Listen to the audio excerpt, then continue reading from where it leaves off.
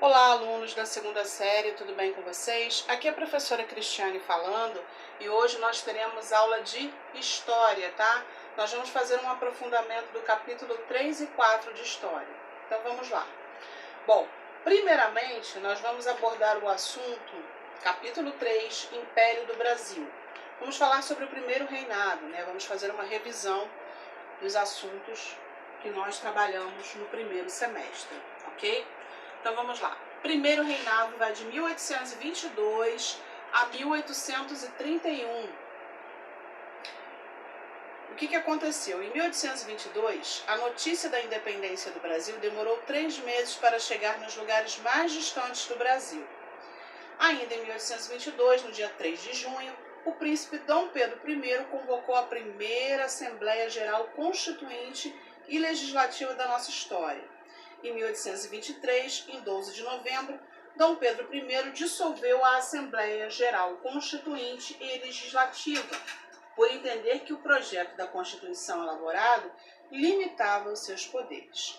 Aí o que ele fez? Ele elaborou uma nova Constituição para ampliar os seus poderes, tá? Vamos lá.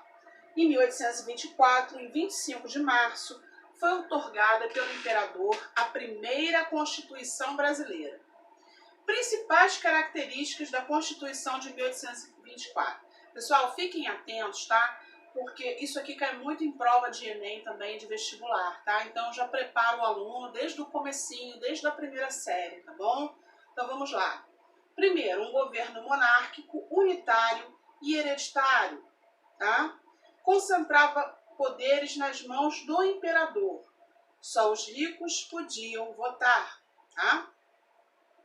E aí o que acontece? Com essa nova Constituição, Dom Pedro I passava a ter mais poderes, né?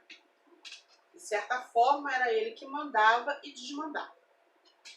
Fatos que inviabilizaram Dom Pedro I manter-se como imperador. Primeiramente, nós temos a questão do autoritarismo, né? Ele era uma pessoa extremamente autoritária. A crise econômica da época, a morte de Dom João VI, rei de Portugal, entre outros fatores. E aí o que aconteceu após a morte do seu pai, Dom João VI, em Portugal? Em 1831, no dia 7 de abril, Dom Pedro I abdicou o trono em favor do seu filho Pedro de Alcântara, o futuro Dom Pedro II, né? Um menininho de apenas 5 anos de idade. Em seguida foi para Portugal para reconquistar o trono português. E deixou seu filhinho aqui, né, sob os cuidados de pessoas de confiança. Entre eles, José Bonifácio de Andrada e Silva, né? E aí, com a vacância do trono, o trono estava vago, né? O imperador era praticamente um bebezinho, uma criança, futuro imperador. Ocorreu o quê? Um período de regências que vai de 1831 a 1840.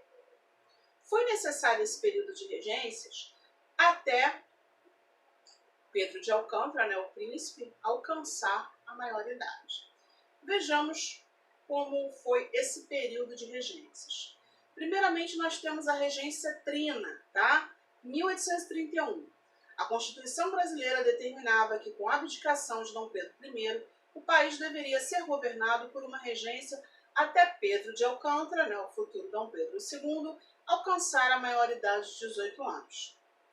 Regência trina provisória. Em 7 de abril de 1831, a Assembleia Geral Legislativa elegeu 3 regentes provisórios: Carneiro de Campos, Campos Vergueiro e Francisco de Lima e Silva, para governar o país até o dia 7 de junho de 1831.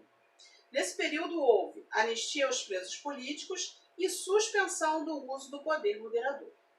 Ok.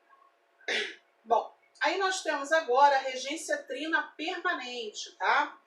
1831, em 17 de junho, a Assembleia Geral Legislativa elegeu 3 regentes para governar o país, até o dia 12 de outubro de 1835, tá? Nesse período, destacou-se o padre Antônio Feijó, nomeado ministro da Justiça. Foi criada, nesse período, a Guarda Nacional para reprimir as revoltas populares. Em 1834, em 24 de setembro, Dom Pedro I morre em Portugal. E aí o que acontece? Ocorre a primeira regência una. 1835, em 12 de outubro, o padre Antônio Feijó é eleito regente único. Sua regência vai até o dia 19 de setembro de 1837, quando Feijó renuncia ao cargo, tá? Foi um período de turbulências, né? Onde começaram 3 grandes conflitos, 3 revoltas nativistas importantes. A revolta dos malês na Bahia, na região nordeste, tá? A cabanagem no Pará, na região norte, e a farroupilha no Rio Grande do Sul, tá? Na região sul. A sabinada também ocorreu na Bahia, tá, pessoal? E aí o que aconteceu? Qual era o objetivo em comum das revoltas? Melhores condições de vida para a população e independência das províncias, tá? Bom, e aí o que ocorreu? Como foi a regência interina de Araújo Lima? Né? 1837, na véspera de sua renúncia, Feijó nomeou como ministro do Império Pedro Araújo Lima, o Marquês de Olinda. Tá? Segunda regência una. A regência una de Araújo Lima durou até 23 de julho de 1840. Por quê? A oposição ao regente cresceu tanto que, em 1840, a Assembleia Geral antecipou a maioridade de Dom Pedro II, que assumiu o Império em 23 de julho de 1840, com apenas 14 anos de idade. Assim começou o segundo reinado. Então, podemos entender que esse período de regências foi um período de muitas turbulências, né? Existiam 2 partidos, os liberais e os conservadores, e eles brigavam e se alternavam no poder, tá? E aí, com a antecipação da maioridade de Dom Pedro II, né, começa o segundo reinado. Vamos analisar agora como foi o segundo reinado, que foi de 1840 a 1889. Foi um período longo, né, pessoal? Dom Pedro II foi o segundo e último imperador do Brasil. Seu reinado durou 58 anos. Herdou um império quase desintegrado, né, por essa questão das regências, né, da vacância do trono, ok? Durante o reinado de Pedro II, o Brasil foi vitorioso em 3 conflitos, participou de 3 conflitos internacionais, de 3 guerras, tá? Guerra do Prata, do Uruguai e do Paraguai. Bom, contrariando a vontade do povo, o imperador foi retirado do poder em um golpe de Estado em 1889, liderado por militares, como já sabemos, né, que implantaram o quê, pessoal? A República. Dom Pedro II passou seus últimos anos de vida exilado na Europa, especificamente na capital da França, Paris, vivendo com poucos recursos. O Brasil entrou num longo período de governos fracos, ditaduras e crises constitucionais e econômicas, né? Logo no período da República. Bom, ainda, né, só voltando um pouquinho, né, na questão da abolição da escravidão, que eu acho que é uma parte específica, né, que tem que ser dada uma atenção especial, tá, pessoal? Voltando só um pouquinho, 1888, em 22 de maio, ainda acamado e se recuperando, recebeu a notícia de que a escravidão havia sido abolida no Brasil, tá? Então, a escravidão foi abolida em 13 de maio de 1888, no qual a princesa Isabel, filha mais velha de Pedro II, assinou a Lei Áurea, eliminando assim a escravidão, tá? O fim da escravidão levou os grandes fazendeiros a deixar de apoiar a monarquia. E isso aqui, pessoal, é um ponto extremamente importante, eu quero que vocês prestem muita atenção, por favor, tá? Os fazendeiros consideravam a abolição como confisco de propriedade privada. Por quê? Porque eles achavam que os escravizados eram propriedade deles, né? E queriam ser indenizados pelos prejuízos causados pela abolição. Logicamente, isso não ocorreu, né? 1889, contrariando a vontade do povo, os adeptos da República passaram a pressionar os militares a derrubar a monarquia. Então, o que aconteceu, pessoal? A partir do momento que a escravidão foi abolida no Brasil por pressão internacional também, né? Que a Inglaterra estava pressionando o Brasil a abolir a escravidão, porque a Inglaterra queria o quê? Mercado consumidor. Escravo não recebia salário, não consumia, né? O medo também das revoltas nativistas, né? Muitas vezes lideradas por escravizados, né? Como a revolta dos malês, e o que ocorreu no Haiti também, né? que os escravizados tomaram o poder no Haiti. Então, temendo tudo isso, a Inglaterra pressionando a monarquia brasileira a abolir a escravidão. Só que o que acontece? Quem apoiava a monarquia, né, quem sustentava a monarquia, eram os grandes fazendeiros, eram os grandes latifundiários. E qual era a base da economia? A mão de obra escrava, né? Então os fazendeiros deixaram de apoiar a monarquia e passaram a apoiar os republicanos e os abolicionistas, né? Então foi questão de pouco tempo para a monarquia cair, porque ela não teve apoio, ela deixou de receber apoio, tá? Então os republicanos passaram a receber apoio, os militares passaram a receber apoio dos grandes latifundiários para derrubar a monarquia, tá? Os grandes latifundiários fizeram isso porque se sentiram lesados, né? Eles reivindicavam que indenizações, entenderam? E aí o que aconteceu? Um golpe de Estado instala a República no Brasil, em 15 de novembro.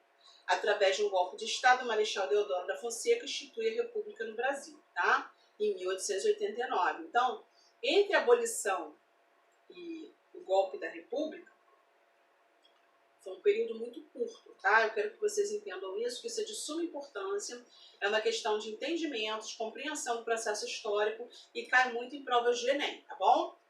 Bom, voltando aqui à questão da igreja, né? A igreja era subordinada a quem? Ao imperador. O imperador tinha o poder de nomear padres, bispos e cardeais.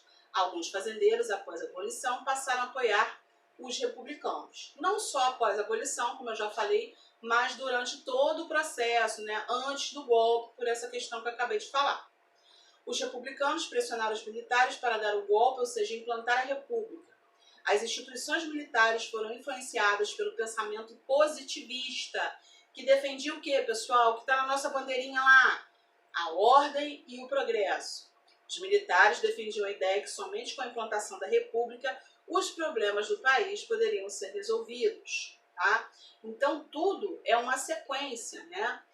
Tudo é um processo histórico.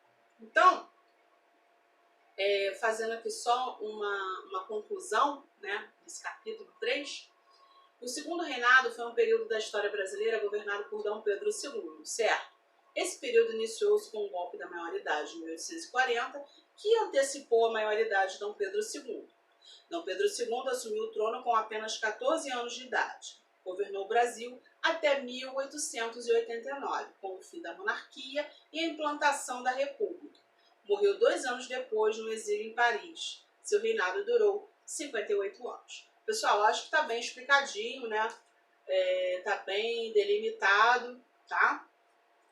E é isso, tá? Fechamos aqui, concluímos aqui a questão do capítulo 3, tá bom? Agora nós vamos falar sobre o capítulo 4, tá? Vamos falar de um assunto completamente diferente, prestem atenção, é a Primeira Guerra Mundial. Então vamos lá. Capítulo 4, apostila de História, segunda série, Primeira Guerra Mundial. A Primeira Guerra Mundial vai de 1914 a 1918, tá?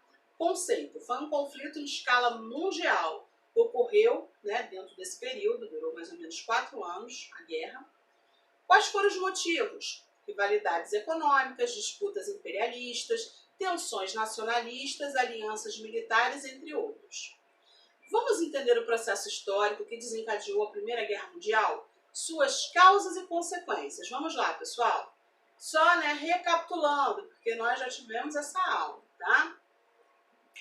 Embora não tenham ocorrido guerras na Europa entre 1871 e 1914, os países adotaram um serviço militar obrigatório, treinaram seus exércitos e intensificaram o quê? A fabricação de armas. Esse período é denominado paz armada, ou seja, os países estavam se preparando. Por quê? Porque no final do século XIX houve a questão da partilha da África, tá? E alguns países se sentiram lesados a respeito dessa questão. E aí, em 1882, em 20 de maio, o que aconteceu também? Um conjunto de fatores, tá? Alemanha, Itália e Áustria assinaram um acordo denominado Tríplice Aliança, em que cada uma das nações garantia apoio às demais no caso de algum ataque do exterior. Ok. E aí, em 1890, após divergências com o novo Kaiser, o imperador, Kaiser em alemão quer dizer imperador, tá? Guilherme II, e o primeiro-ministro alemão Otto von Bismarck, chamado também de chanceler de ferro, pediu demissão, o que impediu a Alemanha de criar um novo governo estável. Apesar de Guilherme II ser muito pouco eficiente, houve grande e rápido desenvolvimento econômico na Alemanha. Promoveu uma política de expansão territorial ao tentar anexar regiões da Europa onde viviam germânicos, nascidos na Germânia, região depois denominada de Alemanha, né? E aí o que aconteceu, pessoal? Em 1907, em 20 de maio, Inglaterra, França e Rússia, reagindo à Tríplice Aliança, assinaram um acordo denominado Tríplice Entente, em que cada uma das nações garantia apoio às demais no caso de algum ataque, tá?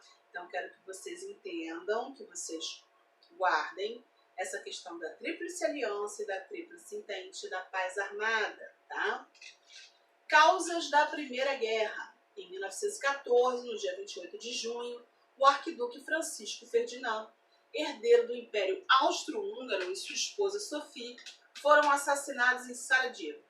Isso não foi a causa da guerra, sim, é a gota d'água, foi estopim, né? Porque havia grande tensão na região.